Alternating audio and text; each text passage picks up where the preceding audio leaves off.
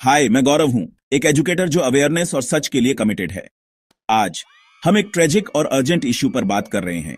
पूरी रथ यात्रा स्टैम्पेड जो 29 जून 2025 को हुई थी। जैसे एक एविएशन क्राइसिस सिस्टम फेलियर को रिवील करता है, वैसे ही इस रिलीजियस डिजास्टर ने crowd control, public safety protocol और पॉलिटिकल अकाउंटेबिलिटी में सीरियस क्रैक्स को एक्सपोज किया। रिचुअल सर्जेस, नैरो लेन मिक्स्ड ट्रैफिक, पुअर प्लानिंग तक इस ट्रेजेडी में जाने गई।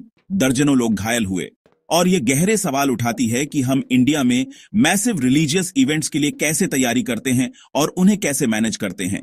आपका सपोर्ट इस आवाज को स्ट्रेंथ देता है। आइए एक ऐसी जनरेशन बनाएं जो अपने राइट्स को समझे, लॉ को जाने और जस्टिस और रिफॉर्म की डिमांड करे। लाइक, शेयर और सब्सक्राइब करें और बेल आइकन पर क्लिक करना ना भूलें ताकि आप कभी भी ऐसा कंटेंट मिस न करें जो सच में मायने रखता है। चलिए शुरू करते हैं। यह पूरी रथ यात्रा स्टैम्पेड का एक सारांश है। यह घटना 29 जून 2025 को सुबह लगभग 4:20 बजे पुरी, ओडिशा के श्री गुंडिचा मंदिर के पास हुई। यह एनुअल रथ यात्रा फेस्टिवल के दौरान हुआ। इस ट्रेजेडी के परिणाम स्वरूप 3 मौतें हुईं। बोलागढ़ की बसंती साहू, प्रेमकांत मोहंती और खुर्दा जिले के बालीपटना की प्रभाती दास। 50 से ज्यादा लोग घायल हुए, जिनमें से 6 गंभीर रूप से घायल थे। शुक्र है शाम तक सभी घायल डिस्चार्ज हो गए और स्टेबल थे। तो स्टैम्पेड का क्या कारण था? दर्शन में एक रिचुअल पॉज हटा दिया गया था, जिससे अचानक एक मास मूवमेंट शुरू हो गया। हजारों लोग देवताओं के रथों तक पहुंचने के लिए आगे बढ़े। सरधाबली एरिया में व्हीकुलर मूवमेंट ने बस कंफ्यूजन को और बढ़ा दिया। नाइट टाइम दर्शन, जिसका मकसद गर्मी से बचना था, असल में ओवरक्राउडिंग और लो विजिबिलिटी का कारण बना। जवाब में सरकार ने कई कदम उठाए। चीफ मिनिस्टर मोहन चरण मांझी द्वारा एक ऑफिशियल इंक्वायरी का आदेश दिया गया और यह डेवलपमेंट कमिश्नर अनु गर्ग द्वारा लीड की जा रही है, जिसमें क्राउड कंट्रोल और सिक्योरिटी फेलियर की जांच के लिए 30 दिनों की डेडलाइन है। प्रत्येक मृतक के परिवारों को 25 लाख रुपए की फाइनेंशियल सपोर्ट दी गई। लेकिन आपको पता है, घायलों के लिए कोई कंपनसेशन अनाउंस नहीं किया गया था, जो कि डिस्कशन के लिए एक बहुत ही इंपॉर्टेंट पॉइंट है। अकाउंटेबिलिटी के लिए district collector Siddharth Shankar swine और एसपी विनीत अग्रवाल का ट्रांसफर कर दिया गया, जबकि डीसीपी विष्णुपति और कमांडेंट अजय पाधी को सस्पेंड कर दिया गया। डीजीपी वाईबी खुराना ने भी लोकेशन का इंस्पेक्शन करने के लिए साइट विजिट की। चीफ मिनिस्टर मांझी ने पब्लिक अपॉलॉजी जारी की और मोरल रिस्पॉन्सिबिलिटी एक्सेप्ट की। इस इवेंट को अक्षम्य लापरवाही बताया। उन्होंने इंक्वायरी के रिजल्ट्स के बाद स्ट्रिक्ट एक्शन का वादा किया। आई विटनेस और ग्राउंड रिपोर्ट्स ने बताया कि नैरो लेन और पेडेस्ट्रियन और व्हीकल रूट्स के ओवरलैप ने सिचुएशन को और खराब कर दिया।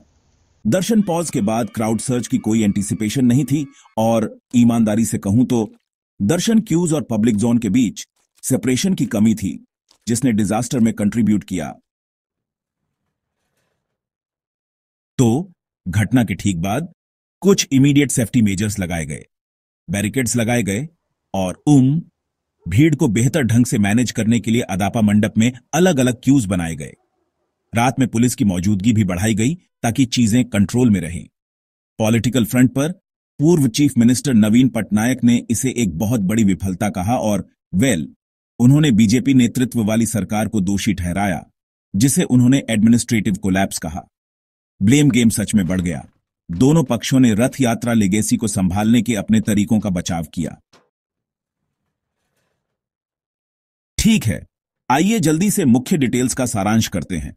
यह घटना 29 जून 2025 को सुबह लगभग 4:20 बजे पुरी के श्री गुंडिचा मंदिर के पास हुई। दुख की बात है कि 3 लोगों की जान चली गई और 50 से ज्यादा घायल हुए। शुक्र है सभी घायल शाम 8 बजे तक डिस्चार्ज हो गए थे। जांच डेवलपमेंट कमिश्नर अनु गर्ग कर रही हैं और रिपोर्ट की डेडलाइन 30 दिन है। कंपनसेशन के लिए प्रत्येक मृतक के परिवार को 25 लाख रुपए मिलेंगे। एडमिनिस्ट्रेटिव एक्शन के संदर्भ में कलेक्टर और एसपी का ट्रांसफर कर दिया गया और 2 सीनियर पुलिस अधिकारियों को सस्पेंड कर दिया गया। चीफ मिनिस्टर ने माफी मांगी, मोरल रिस्पॉन्सिबिलिटी ली और एक्शन का वादा किया। ठीक है, तो आइए कुछ प्रमुख मुद्दों पर गौर करें जो हमारी क्लासरूम डिस्कशन में सच में करीब से देखने लायक हैं। सबसे पहले क्राउड कंट्रोल मैकेनिज्म। क्या एंट्री और एग्जिट रूट्स स्पष्ट रूप से चिह्नित थे और मंदिर के पास व्हीकल मूवमेंट की अनुमति क्यों दी गई थी? अगला नाइट टाइम दर्शन ट्रेंड के बारे में बात करते हैं। क्या यह असल में मदद करता है या यह केवल भीड़ के दबाव को और खराब करता है? और ईमानदारी से ऐसी प्रथाओं को सुरक्षित रूप से कैसे मैनेज किया जा सकता है? क्राउड मॉनिटरिंग में टेक्नोलॉजी के उपयोग पर आते हैं। क्या ड्रोन, एआई सर्विलांस या शायद जीपीएस क्राउड ट्रैकिंग जैसी चीजें यहां फर्क कर सकती थीं? इसकी तुलना करना उचित है कि कुंभ मेला या सबरीमाला जैसे बड़े इवेंट्स को कैसे मैनेज किया जाता है। और अंत में अकाउंटेबिलिटी या दिखावा। क्या सस्पेंशन या ट्रांसफर जैसी चीजें सच में सच्चे रिफॉर्म हैं या वे केवल सिंबॉलिक मूव्स हैं? अब भविष्य के लिए कुछ सबक देखते हैं। ईमानदारी से कुछ लागू करने योग्य रिफॉर्म्स हैं।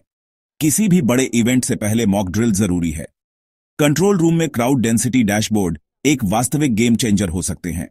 हमें प्रशिक्षित वॉलंटियर मार्शल्स की भी आवश्यकता है जिनके पास विजिबल आईडी टैग हों और भीड़ को नेविगेट करने में लोगों की मदद करने के लिए स्पष्ट ऑडियो अनाउंसमेंट हों। साथ ही मंदिर अधिकारियों के साथ बहुत टाइटर कोऑर्डिनेशन होना चाहिए। और असाइनमेंट्स और सुझाए गए एक्सरसाइज के लिए यहां कुछ विचार दिए गए हैं जिन्हें आप आजमा सकते हैं। सबसे पहले एक छोटा निबंध लिखें। क्या स्टैंपेड पर सरकार की प्रतिक्रिया पर्याप्त थी? अगला, आप इस घटना की तुलना मध्य प्रदेश में 2013 के रतनगढ़ मंदिर स्टैंपेड से करने के लिए एक केस स्टडी कर सकते हैं। या शायद एक डिबेट करें, क्या बड़े धार्मिक आयोजनों को अधिक सख्ती से रेगुलेट किया जाना चाहिए? इन्हें आजमाएं और देखें कि आप क्या लेकर आते हैं। जब आप इन टॉपिक्स पर काम कर रहे हों तो सुझाए गए विजुअल एड्स सच में मदद कर सकते हैं। गुंडीचा मंदिर एरिया की गूगल अर्थ इमेज का उपयोग करने के बारे में सोचें। भीड़ के रूट मैप्स से पहले और बाद में, या यहां तक कि भीड़ के उछाल और पुलिस प्रतिक्रिया को दर्शाने वाली तस्वीरें भी। और कुछ अंतिम टेकअवे के लिए यह त्रासदी सच में इस बात पर प्रकाश डालती है कि बड़े आयोजनों में भीड़ की सुरक्षा कितनी नाजुक हो सकती है। केवल कंपनसेशन ही कभी पर्याप्त नहीं होता। हमें सच में वास्तविक रिफॉर्म की आवश्यकता है। संकट आने पर अक्सर धर्म और राजनीति टकराते हैं, जिससे प्रतिक्रिया और भी जटिल हो जाती है। जनता केवल माफी से अधिक की हकदार है। लोग वास्तविक दृश्यमान सिस्टम परिवर्तन देखने के हकदार हैं। आपका सपोर्ट ईमानदारी से इस आवाज को स्ट्रेंथ देता है। आइए एक ऐसी जनरेशन बनाएं जो अपने राइट्स को जाने, लॉ को समझे और अकाउंटेबिलिटी की डिमांड करे।